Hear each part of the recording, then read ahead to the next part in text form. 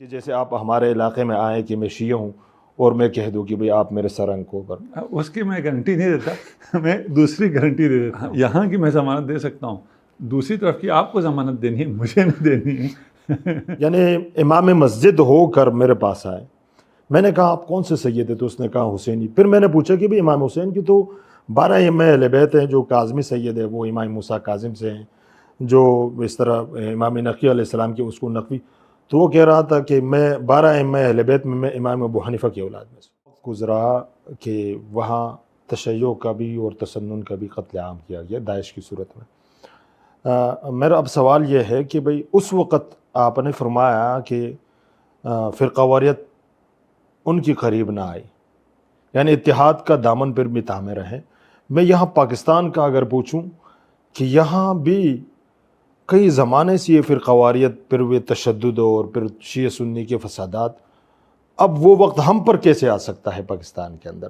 اب جب میں وہاں سے آ رہا ہوں، اب شاید سننے والوں کو برا لگے، میں نے وہاں اپنی عزت کروائی ہے سنی بن کر، یعنی میں نے جس سے بھی کہا کہ میں سنی ہوں، حد سے بڑھ کر، ایک تو ظاہر امام حسین علیہ السلام کی خدمت تو ایک ان کا شرف تھا، لیکن پھر اس سے بڑھ کر میں کہتا تھا کہ میں پاکستان سے ہوں اور میں سنی ہوں، اس سے بڑھ کر مجھے محبت ملتی تھی۔ جی یقیناً اسی طرح۔ جی میں آپ سے یہی پاکستان کے اندر جہاں اتحاد کی بات ہم کرتے ہیں، تو یہاں پر وہ فضا کیسے قائم ہو سکتی ہے کہ جیسے آپ ہمارے علاقے میں آئیں کہ میں شیعہ ہوں اور میں کہہ دوں کہ بھئی آپ میرے سرنگ کو پر اس کی میں گارنٹی نہیں دیتا، میں دوسری گارنٹی دے دیتا ہوں جی کہ آپ شیعہ علاقے میں آئیں اور آپ کہیں میں سنی ہوں پاکستان میں ہی، جی آپ کو اسی طرح عزت ملے گی۔ آپ بالکل شیعہ مدرسے میں آئیں اور آپ کہیں میں سنی ہوں، آپ کو اسی طرح رسپیکٹ ملے گی۔ آپ شیعہ مسجد میں آئیں اور آپ کہیں میں سنی ہوں، آپ کو اسی طرح رسپیکٹ ملے گی۔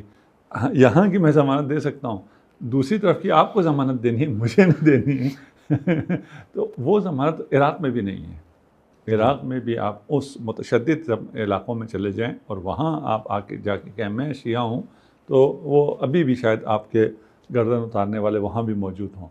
یہ حقیقت ہے جو آپ نے ابھی بتایا ہے کہ سب سے پہلے تو ان لوگوں کو یہ پتہ چلے کہ یہ دور سے آیا ہے، یہ پاکستانی ہے، پاکستانی ہونے سے کوئی پاکستانیت کی وجہ سے نہیں، کہ یہ دور سے آیا ہوا ظاہر ہے، یہ پتہ چل جائے۔ اسی مشی کا واقعہ ہے، اور یہ مشی تو ابھی تو اس کو عالمی شہرت حاصل ہو گئی جب کا واقعہ میں بیان کر رہا ہوں، یہ بہت پرانا ہے اور ابتدائی مشی کا ہے کہ ہم بغداد سے ہم جا رہے تھے کربلا کی طرف، رات دیر ہو گئی اور اس راستے پہ مشی کے سامان اور موقع پر ہی چیزیں نہیں ہوتی، تو ڈرائیور نے کہا یہاں ایک اچھا ہوٹل ہے وہاں لے جاؤں، میں کہا لے جاؤ۔ ہم بھی 2 گاڑیاں تھیں، 10-15 لوگ تو ہم تھے، تو وہ کسی 5 اسٹار ہوٹل میں لے گیا۔ اچھا ہم نے کہا لے جاؤ، وہاں پہنچنے کے بعد ہمیں احساس ہونا شروع ہو گیا ہماری جیب میں تو اتنے پیسے کوئی نہیں۔ جی جی ہم نے کہا مینو دکھاؤ کہ بھئی اس کے حساب سے کھانا دیکھ کے، انہوں نے کہا جی آپ رات کا آخری وقت ہے، مینو کوئی نہیں، آپ بیٹھو ہم کھانا لگاتے ہیں، ہماری مرضی کا جو کھانا بچا ہوا ہے وہ کھا لو۔ جی ٹھیک ہے، انہوں نے تقریباً جتنا یہ کمرہ ہے اتنی 4-5 ٹیبلیں جوڑی، ہم 15 لوگ تھے، 30 کرسیاں لگائی اور وہ ٹیبل بھر دیا۔ ماشاء کہیں تو لوٹ لیا انہوں نے۔ اللہ۔ اچھا ہم آرڈر دیتے تو تھوڑا سا دیتے، یہ تو جو کچھ ہے لا کے رکھ دیا۔ جی آپ اور بھی پریشان ہیں۔ ہاں اور پریشان، وہ صحیح سے کھایا بھی نہیں گیا، وہ سب میں پیسے دینے کی ذمہ داری میری تھی، باقی میرے مہمان تھے، انہوں نے تو رچ کے کھایا، مجھے پریشانی رہی۔ کھانے کے بعد انہوں نے سے پوچھا تو انہوں نے کہا ہم بد نصیب لوگ ہیں، ہم بغداد کی ایسی جگہ پر ہیں جہاں سے زائر نہیں گزرتا، اللہ اکبر، خدا نے کیسے تم لوگوں کو یہاں بیچ دیا، پاکستان سے آئے ہوئے زائر کو، اتنی دور سے آئے ہوئے زائر کو، اس لیے کوئی پیسہ نہیں ہے۔ اور بعد میں کھانا پیک کر کے ہماری گاڑی میں رکھوایا کہ بھائی راستے میں بھی کھاتے ہوئے جاؤ۔ تو یہ احترام دور سے آئے ہوئے زائر کا ہے۔ یقیناً جس نے جتنی مشقت کی ہے اتنا اس کا رتبہ بڑا ہے، اور پھر اگر کوئی سنی ہے اور آیا ہے تو وہ اور دور سے آیا ہے، اور دور سے جی تو اس کا اتنا احترام ہے۔ میں اس کی مثال یوں دیتا ہوں، ایک باپ ہے، اس کے 2 بیٹے ہیں، ایک بیٹا اس کی ہمیشہ خدمت کرتا ہے، اس کے ساتھ ہے، ایک بیٹا اس کی خدمت بھی نہیں کرتا، اس سے دور ہے، آتا بھی نہیں. جب یہ دور والا جس دن آئے اور آ کے باپ کو سلام کرے، باپ اس کا بہت زیادہ استقبال کرتا ہے کہ یہ آ گیا میرے پاس، بہت خوش ہوتا ہے، اس کو اٹھ کے گلے لگائے گا. یہ شاید کہے میں روزانہ خدمت کرتا ہوں باپ کی، باپ نے کبھی مجھے ایسے گلے نہیں لگائے. تو جیسے یہ باپ دور سے آئے ہوئے، دور سے مراد مکانی بہت نہیں ہے، دور سے آئے ہوئے کا استقبال کرتا ہے، اسی طرح یہ دور سے آئے ہوئے زائرین کو بہت اہمیت دیتے ہیں، بہت پیار دیتے ہیں. آپ ابھی اس سفر سے آئے ہیں، اس سفر کی خصوصیت وہ پیار، وہ محبت، وہ عشق ہے جو اسلام کی دعوت ہے نا پیار کی، وہ پیار مجسم وہاں پر ملتا ہے انسان کو، بغیر کسی تفریق کے ملتا ہے. آغا صاحب، میں عرض کرتا چلوں کہ میں کل پہنچا ہوں. رات کو میں سوشل میڈیا یا جو مجھ سے رابطے میں ہیں، میں ڈھونڈتا رہا. ہمارے گھر والے، وہ امی تو جلدی سو جاتے ہیں، گاؤں کے لوگ ہیں. میں ڈھونڈتا رہا کہ میں کسی سے بات کروں. ایسا سکون غائب ہو گیا تھا وہاں آنے کے بعد کہ میں کسی سے بات کروں. 12-1 بجے، 36 گھنٹے میں سویا نہیں، 36 گھنٹے مسلسل آخری زیارات کے حالات کی وجہ سے. لیکن میں دیکھ رہا تھا کہ میں کن سے بات کروں تاکہ وقت میرے پاس ہو. 12 بجے 1 بجے تک میں جاگتا رہا. یعنی وہاں ایسا ایک تجسس تھی، ایک ایسی روشنی تھی، ایک ایسا محبت ملا مجھے کہ انسان کو بڑی دیر تک یاد رہتا ہے. اور پھر آپ نے ایک بات کی کہ پہلی کہ بھئی ہم تشیع یہ گارنٹی دے سکتے ہیں کہ آپ محفوظ ہیں اور آپ اہل سنت ہمارے پاس ہیں. البتہ شیعہ وہاں کوئی گارنٹی یہ آپ ہی دیں گے، ہم نہیں دے سکتے. تو یقین جانیے میں جہاں تک ہر کسی کے ساتھ بیٹھتا ہوں، تشیع کا دامن میں نے کھلا دیکھا ہے. تشیع کا دامن میں نے اس انداز سے دیکھا ہے کہ اتحاد کے لیے ہاتھ اور باہیں پھیلائے رکھے ہیں. وہ شاعر کہتا ہے نا کہ جس سے بھی کبھی تھوڑی سی امید زیادہ ہو، کبھی ہر ایسی شمع کو سرعام بجھا دی جائے. میں نے اپنوں کے رویوں سے یہ محسوس کیا، دل کی آنگن میں بھی دیوار اٹھا دی جائے. یہ چند دنوں پہلے کسی محفل میں کچھ طلباء گئے تھے اور اس طلباء کو ان مدارس والوں نے نکال دیے مدرسے سے. وجہ یہ ہے کہ امام حسین علیہ السلام کی مجلس میں جانا اور ان کو سننا، تو ہمارے اندر وہ اہلیت ختم ہو چکی ہے. ہم تو سوچ رہے تھے کہ یہ مختصر سا ٹولہ ہے تکفیری جو فساد بناتے ہیں. یہاں مدرسے میں جو علماء ہیں، ہمارے بزرگ ہیں، ان کی طرف سے بھی کوئی اتحاد کا نام و نشان نہیں رہا. تو بالکل آپ کی بات درست ہے کہ بھئی ہم تو گارنٹی دے سکتے کہ کوئی بھی سنی آئے اور آپ سے کہہ دے کہ میں سنی ہوں اور میں یہاں آیا ہوں، تو مجھے پتہ ہے کہ آپ ان کو محبتیں دیں گے، لیکن ہم نہیں دے سکتے. میں یہی چاہتا ہوں کہ بھئی یہ فضا پاکستان کے اندر کیسے قائم ہوگی. نہیں، ہمیں بہت محبت ملتی ہے. یعنی ہم اہل سنت مدارس میں جائیں، مساجد میں جائیں، یا عام جو ابھی لوگ ہمیں پہچانتے ہیں وہ بھی بہت محبت دیتے ہیں. اہل سنت سے ہمیں کم محبت نہیں ملتی. گارنٹی کی بات الگ تھی، ٹھیک ہے، کہ آپ کو ہر جگہ گارنٹی ملے، اس کی بات. وَإِلَّا میں سلام پیش کرتا ہوں اہل سنت عوام کو، علماء کو. بہت تھوڑے لوگ ہیں جو تعصب کرتے ہیں، زیادہ نہیں ہیں. زیادہ آپ حقیقت آپ جانتے ہیں، میں تو زیادہ تو نہیں جانتا ہوں، لیکن یعنی جتنی محبت ہمیں پاکستان میں اہل سنت سے ملتی ہے، اتنی محبت شاید کسی کو کسی سے ملے. دوسری بات یہ ہے کہ میں اکثر علماء کو سنتا رہتا ہوں کہ بھئی آپ کے بزرگوں کی جن کو آپ مانتے ہیں، جن کی آپ اتباع کرتے ہیں، ان کے باقاعدہ فتوے ہیں کہ اہل سنت کی بھی جو بھی مقدس ہے، جو مقدسات ہیں، ان کا احترام واجب ہے. کیا یہ حقیقت ہے؟ اہل سنت کے جو بھی لفظ آپ نے بڑھایا، جی جو بھی نہیں ہے، جی مقدسات اہل سنت کی توہین حرام ہے. جی. آپ اگر اس میں جو بھی لگا دیں گے نا، جو بھی تو یزید میں آئے گا. ہاں، یزید وہ تو پھر ہم نے بعض کی، وہ یزید جس کا مقدس ہو تو وہ تو خود یزید ہے. ہاں، وہی اسی لیے میں جو بھی، کیونکہ جو اسٹیٹمنٹ میں نہیں ہے جی اور یہاں کچھ لوگ اس طرح پیش کرتے ہیں، جی جی تو یزید امثال یزید، ہم اس کو مقدسات اہل سنت نہیں مانتے. اہل سنت نہیں مانتے، اہل سنت خود بھی نہیں مانتے، مقدسات میں سے نہیں ہے. وہ کچھ ناصبی ٹولہ ہے، وہ اگر اس کو اس طرح لے کے آئے تو مقدسات اہل سنت کی توہین حرام ہے، جائز نہیں ہے، اور ہم نے کبھی توہین کی بھی نہیں ہے. جی. تشیع نے کبھی توہین نہیں کی ہے مقدسات اہل سنت کی. رہ گیا کہ ہمارا موقف ہے، ہم اپنا موقف بیان کر سکتے ہیں نہیں کر سکتے؟ بالکل کر سکتے ہیں. جی ہمیں اپنا موقف بیان کرنے کی آزادی ہونی چاہیے. کبھی رہی ہے، کبھی نہیں رہی ہے. جب نہیں رہی تب تقیہ میں چلے گئے، اور یہ سارے انسان اسی طرح سارے جو مسالک ہیں سب جب سختی آتی ہے تو وہ تقیہ میں چلے جاتے ہیں. اپنا موقف رکھتے ہیں. مقدسات کی توہین حرام ہونے کا مطلب یہ نہیں ہے کہ میں ان مقدسات کو آپ کی طرح میں بھی ماننا شروع کروں. جی اس پہ بھی ہمارا بیان ہے کہ جیسا آپ مانتے ہیں ویسے ہم بھی مانتے ہیں، لیکن ابھی اس کو چھوڑ دیجیے. جی لیکن یہ بات سمجھنا ضروری ہے کہ ہم اپنا ایک موقف رکھتے ہیں ہر چیز کے بارے میں، مخصوصاً خلافت و امامت کے بارے میں. ہمارا موقف اپنی جگہ ہے، اس پہ ہمارے پاس پہاڑ جیسے دلائل موجود ہیں، ہمارے پاس قرآن سنت سے سب موجود ہے. وہ آپ پوچھیں کہ ہم وہ سب بیان کریں گے. آپ کا موقف صحیح نہ ہونے پہ اگر آپ ہم سے بحث کریں گے تو ہم ان سب کو بھی بیان کریں گے. جی بالکل. اتحاد کا مطلب یہ نہیں ہے کہ میں اپنا موقف چھوڑ کے آپ کا موقف اختیار کروں تو اتحاد ہوگا، یہ مطلب بالکل بھی نہیں ہے. اتحاد کا مطلب کیا ہے؟ آپ اپنا موقف رکھیں، میں اپنا موقف رکھتا ہوں. آپ کے پاس اپنا موقف ہے، اس کے پاس اس کے دلائل ہیں، میرا اپنا موقف ہے، اس کے دلائل ہیں. اپنے اپنے موقف پر رہتے ہوئے ہم مسلمان ہیں اگر آپ ہمیں مسلمان مانیں تو. جی اور ہم مل کر جو دشمن ہے، خارجی دشمن، اس کے خلاف اسلام کا دفاع کریں گے. بالکل. آج کل تو عملاً یہ ہو گیا ہے کہ ہم تنہا اسلام کا دفاع کریں گے، آپ ہمیں دعائیں دیں. ابھی کمی ہو گئی ہے ان صورتحال کی وجہ سے. جو تشیع نے اسلام کی حفاظت کی ہے، تشیع نے اسلام کی حفاظت کی ہے. اسی داعش نے جب اہل سنت کے علاقوں کو فتح کیا اور اہل سنت پر مظالم کیے تو شیعہ جوانوں نے اپنی جانیں قربان کر کے اہل سنت کو ظلم و ستم سے بچایا ہے.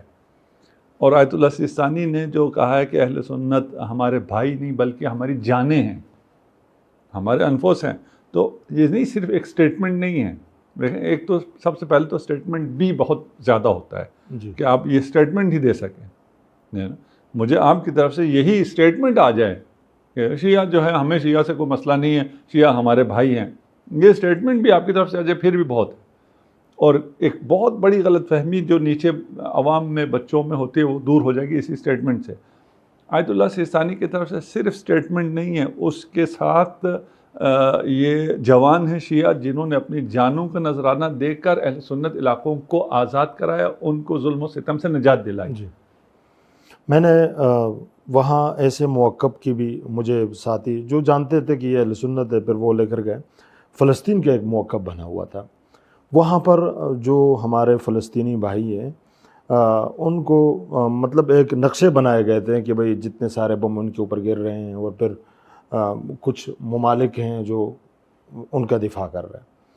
پھر جب میں کربلا آیا، کربلا میں جب میں نے دیکھا کہ ایک حسین کا وہ صدا تھی حسین کی کہ حل من ناصر ینصرنا، اور آج وہ عوام کا سمندر دیکھ رہا ہوں.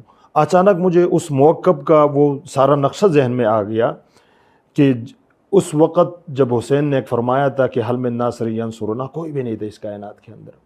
اور اسی انداز سے آج بھی فلسطین اس کائنات کی طرح، اس کربلا کی طرح اکیلے کھڑی ہے، صرف یا حسین کہنے والے ان کے ساتھ کھڑے ہیں.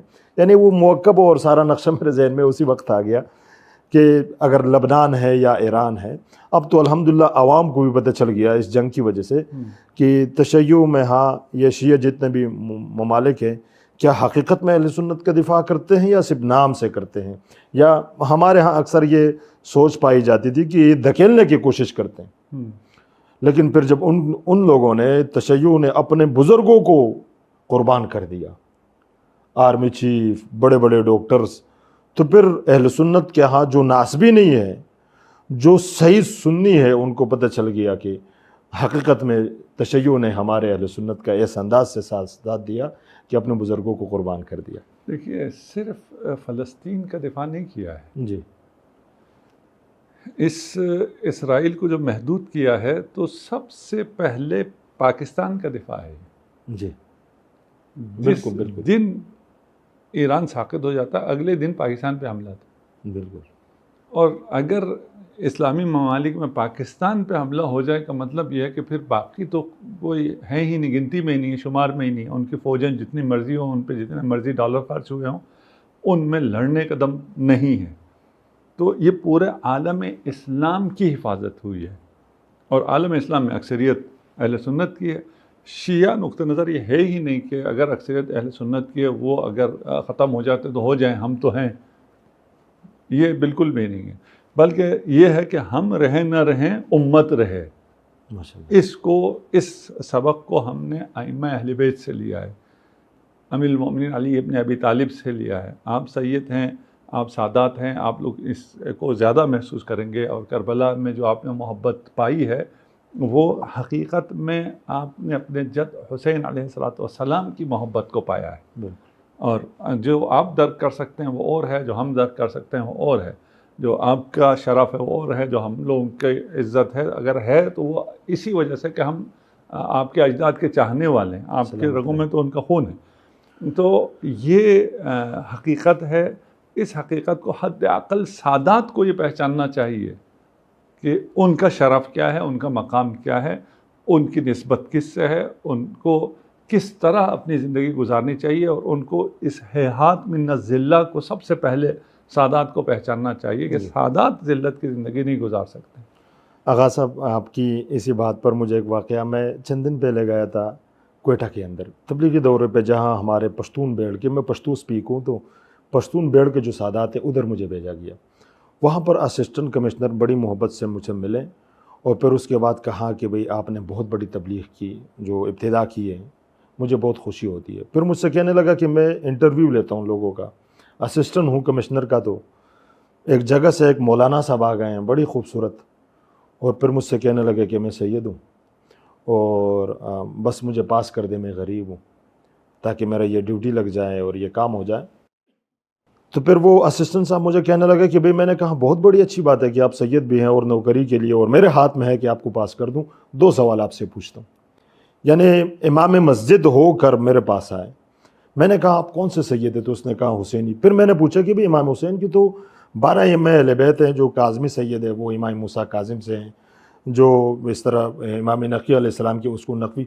تو وہ کہہ رہا تھا کہ میں 12 ائمہ اہل بیت میں امام ابو حنیفہ کی اولاد میں سے.